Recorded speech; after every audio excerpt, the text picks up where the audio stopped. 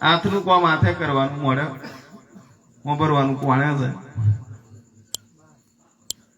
એવો જો પાઠ મારા તમારા પિત્તર ઉતરી જાય. મહાપુરુષે વાત કરી ગઈ પલ પાછી ફેર ના આવે મૂરખ મૂડ ગમાર ભવસાગર ની ભોલવણી વીતી ગયા યુગ ચાર ફેરા ફરીને ઓમનો તાકા ચાર યુગ પૂરા થઈ ગયા આપડા તોય સમજણ ના પડી ભગવાન શું છે. અને સતયુગ મેં હતા એટલે આપણે અત્યારે કળિયુગ મેં છે ભયા. રોમ વખતે આપણે હતા, કૃષ્ણ વખતે આપણે જ હતા, રામદેવજી વખતે આપણે જ હતા એટલે જ લઈને બેહીએ છે. તમારી પોહેણ જે હતું એ જ અત્યાર છે, બાકી બીજું કશું છે. જેને પાઠ કરાવે પાઠ જ કરાવે છે, જેને ભજન કર્યું એ ભજન કરે છે.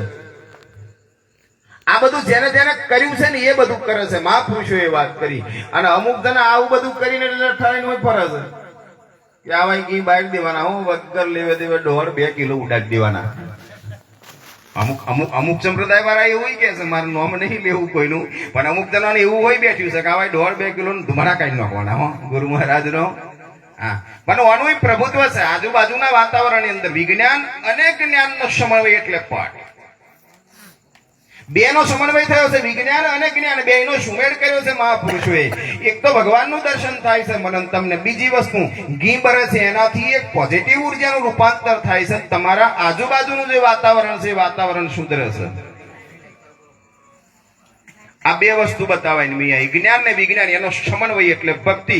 તમે ભક્તિ ભજન કરો છો, જો વિજ્ઞાન ને જ્ઞાન નો સમન્વય કરતો ના આવડે તો કોક દાળ માર ખાશો ને કહીએ તો માર પડવાનો જ આપણને.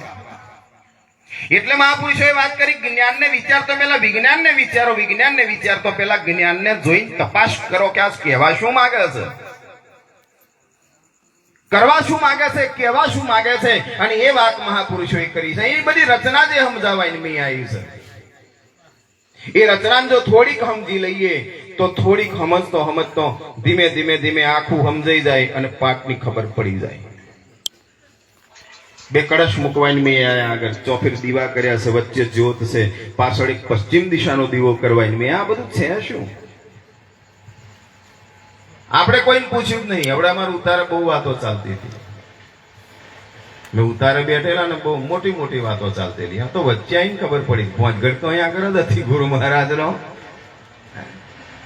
ભોંજગઢ અહીંયા આગળ હતી ભયા.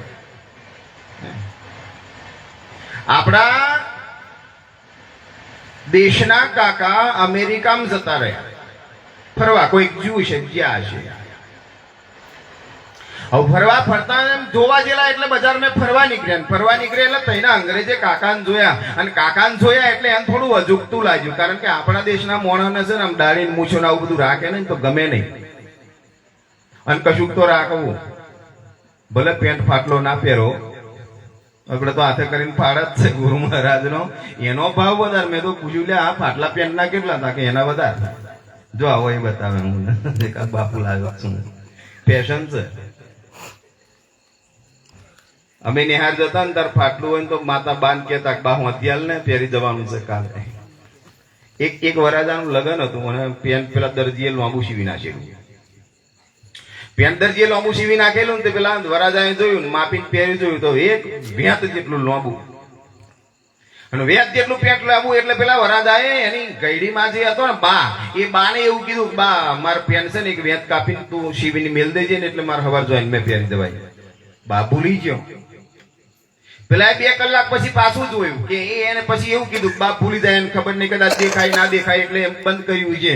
લાઈન માન કહું એટલે માને કીધું કે માં એક મેચ બધી કાપીને મેલ દેજે ને તું આમ વ્યવસ્થિત કરીને હોદી બોદીને રેડી કરે એટલે મારે હવાર જોઈને મેં પહેરી જવાય.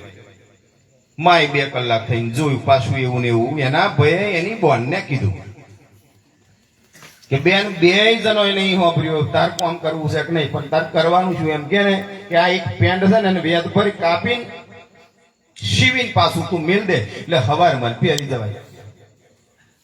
બેને કાતર લીધી, વેત ભરીને કાપીને શિવીને મેલ દીધું અને માનસરત આવી કે હવાર તો જોઈને મેં જવાનું છે. એટલે કીધેલું મેં પેન્ટ કાપ્યું નહીં, હજુ લાઈન કાપી નાખવા દે. માએ કાપ્યું ભયા. માએ એક વેત ભરીને કાપ્યું, એ કાપીને શિવીને મેલ દીધું. ગયડો માનસરત આવી. અરે રે હવાર પડી જવાની, રાતના 12 વાગી જાય, લાઈન હોદીને મિલીને કાપીને કમ્પ્લીટ કરી દઉં. એમ નહીં કાપ્યું, કાપવાનું હતું એક વેત ને કપાયું 3 વેત. કાપવાનું ખાલી એક જ વેત હતું પણ કપાયું 3 વેત. ઘણી ખરી જગ્યાએ આપણા મેં જોજો, તમે તમારા સમાજ મેન વ્યવહાર મેન બધી રીતો મેં તમે આમ બેહી રહ્યા હોય એટલે 2 જણા જોઈને કાતર લઈને ના બેહી રહ્યા હોય એમ બે. તમે વાત કરી એટલે ઉડાડી જ છે જોઈને ગુરુ મહારાજ નો. અમુક આવું આવે તમે જોજો. લગન કરીને આવે ને 10, 12, 20, 25 દાડા 2, 3 ઓણો સુધી તો હાહુ માં હોય બેટા બેટા બેટા કરે છે ને આવું.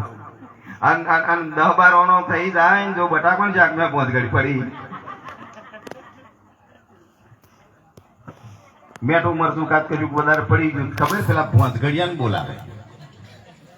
લગન નતું થતું તાર ભોંતગડિયાને તોલલા કરે, અગરબત્તી કરે,